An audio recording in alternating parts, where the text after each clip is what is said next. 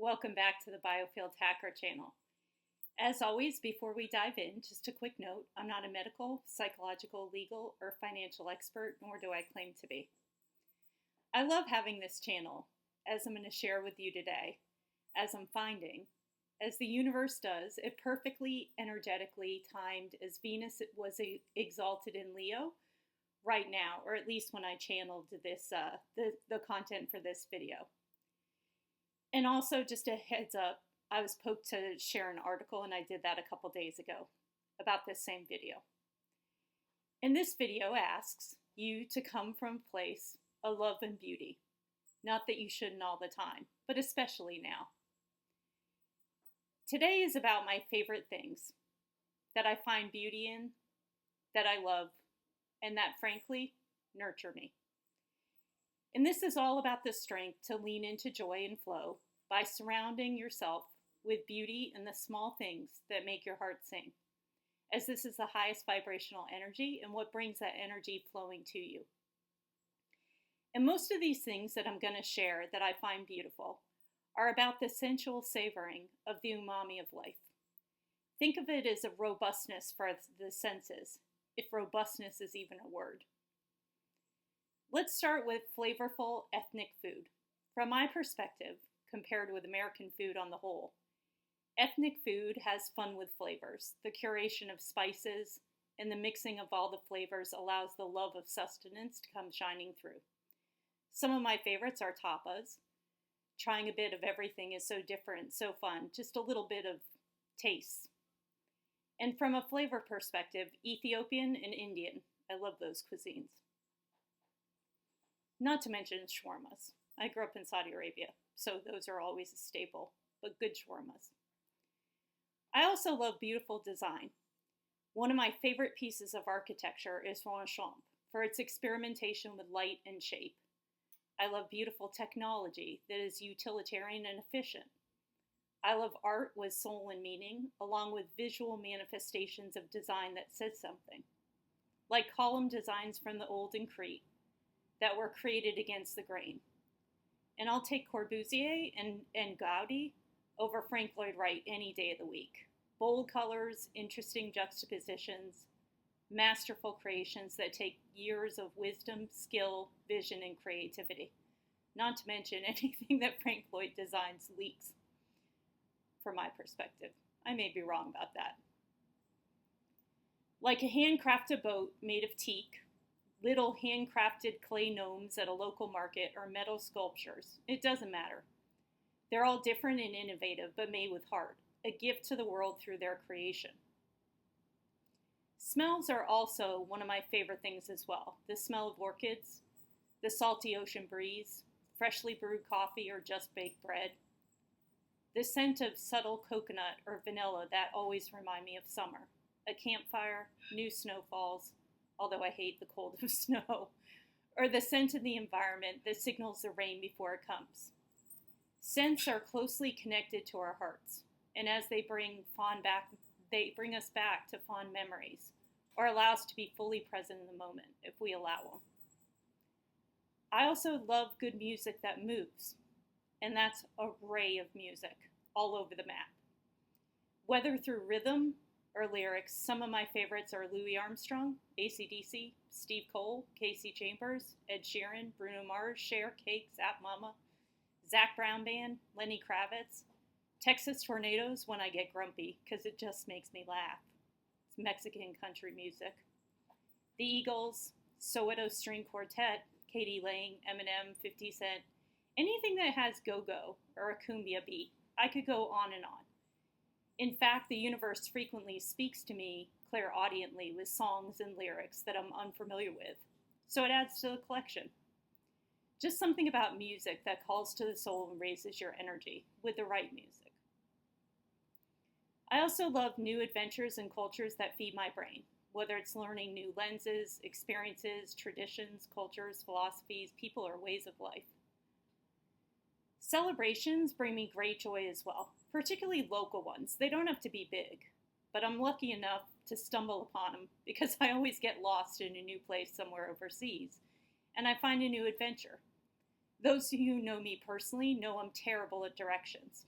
Anyways, whether it's new traditions or new libations, although I'll always be loyal to Chianti at my core, new milestones, the diversity of thought, or new ways of being, celebrations always bring a new perspective or a new sensation that teach you something about yourself and what calls to you.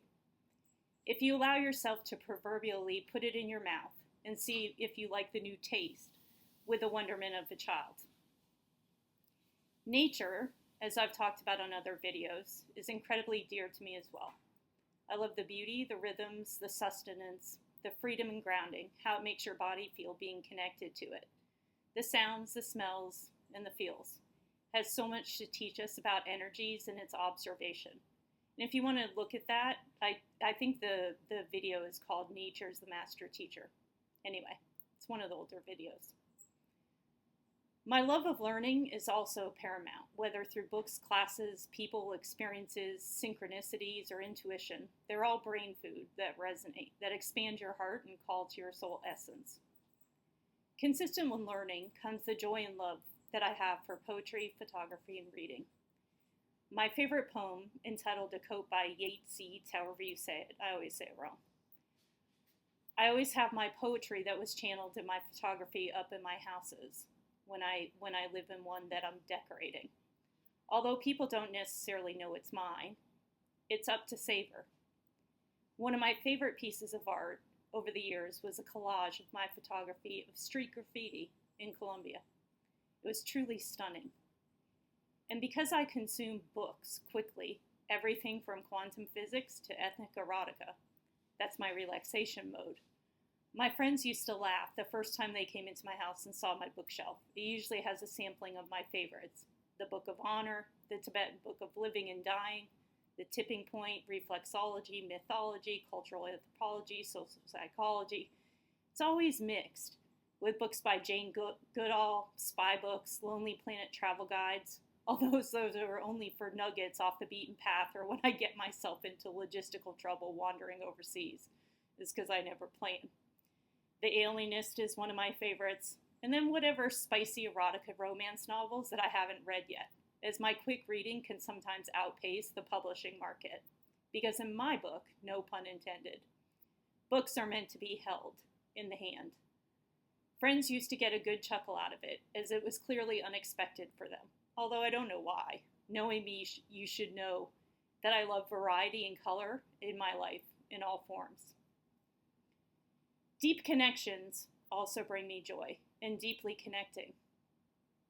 Connections built on vulnerability, strength, passion, openness, reciprocity, and emotions is what creates the beauty of deep connections through the heart, past the surface level. I actually have very little patience or tolerance for surface level. Any of you who know me should know that. Past the boundaries that require masks due to energetic tears of the past, ones with just love, flow, and connection. The gift of ultimate intimacy that forgoes facades and gets to the heart of what makes people them. I consider it the gold found in the waterfall of emotions. People who understand that true relationships of any kind are all in. Heart, body, mind, and soul. No matter what the frame, who understand quality versus quantity, and who are selectively VIP about their energetic relationship spend. You know, energy, you're spending it every moment of every day. Trust, integrity, loyalty, morality, courage, respect, love, kindness, and reciprocity. Just deep, unconditional love. And speaking of love, I also love in action. It is love in action in small moments. It's showing up. It's standing shoulder to shoulder when people give them themselves selflessly, even though when they don't have anything to gain. Whether it's stopping traffic to rescue an injured animal, or helping someone elderly mow their grass or load their groceries in the trunk of the car just because you can. It's allowing someone in front of you in the line because you can tell they're in a rush, or buying a stranger a cup of coffee and lending them an ear because you know they really need it, or complimenting someone's smile or jewelry just because you thought it and should vocalize it, as everyone could use more love in their life. It's holding the door open for people as a sign of respect, or tipping generously when you see someone working their ass off to serve you. It's picking up litter or returning someone else's cart. It's fixing something that you can, or helping someone out of the kindness of your heart with no expectations in return, or attaching inferred strings to the help. Or even sharing words of encouragement, support, or direct truth with empathy. It's doing the right thing, basically, without recognition, because it's simply the right thing to do. It's kindness, respect, grace, and gratitude for what you have. It's actually living unconditional love, always, in all ways. I love observing that and trying to live that. They bring me great joy. And lastly, the elements. I know I addressed nature, but the elements particularly. Water and fire particularly call to me. I think it's the duality of both the power and the deep transformational ability that are offered within both of them. There's just something incredibly humbling and awe-inspiring when you allow yourself to interact and be fully engaged with the ocean, where you can be immersed in the waves or see it teeming with creatures. But it can just as easily sweep you under if you're not respectful of its wild nature. Or a campfire, for example, where the flames can be both hypnotic and peaceful, but at a moment's notice can engulf you if not properly contained. It's a simultaneous wonder and reminds me of that Rumi quote, "You're not a drop in the ocean, you're the entire ocean in a drop." And I think I quote that a lot, but it really resonates if you think about it deeply. For me, anyway.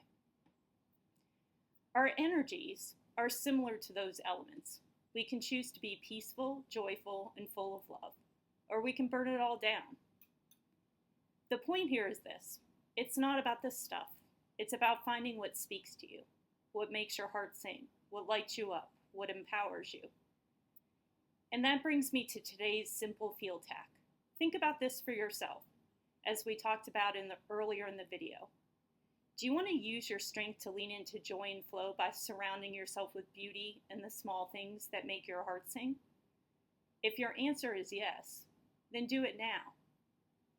Figure out what you love and then indulge in it so it can love you back, as it feeds your body, mind, heart, and soul with your greatest and best energies for you. That is self-love, and frankly, unconditional love is built upon it when you know your joy and love, and are rooted and intentional about following your heart. The universe is able to answer in kind then, in co-creation and curation with you. But you have to know your authentic heart, not someone else's definition of what your heart should be comprised of. Your own true definition, authentically, honestly, and lived. Don't let anybody or anything deter you from that. So savor the umami of life. It's here for you. Until next time, take care.